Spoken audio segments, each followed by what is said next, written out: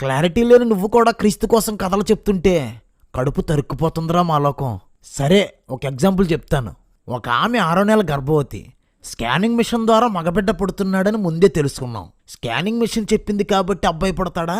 అబ్బాయి పుడతాడు కాబట్టి ఆ విషయాన్ని ముందే స్కానింగ్ మిషన్ చెప్పిందా? రెండోదే కరెక్ట్. ఎవరు పుట్టాలో స్కానింగ్ మిషన్ డిసైడ్ చేయదు. ఎవరు పుట్టబోతున్నారో ముందే డిక్లేర్ చేస్తుంది. ప్రవచనం కూడా అంతే.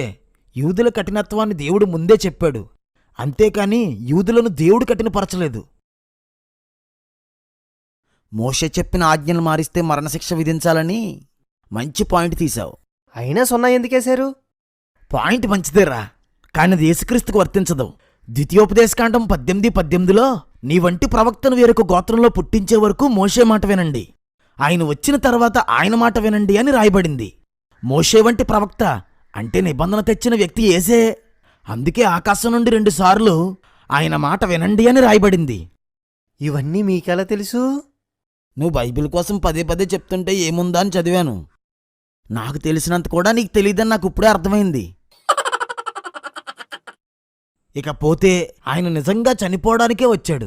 యూదులు ఆ పని చేయకుంటే మరో విధంగా చనిపోయి ఉండేవాడు. ఆ మరో విధానాన్ని కూడా ముందే చెప్పుండేవాడు. అర్థమైందా? ఏంటి సార్, ఇది మంచి లాజిక్ అనుకున్నాను. నువ్వు అనుకుంటే సరిపోదురా, జనం అనుకోవాలి.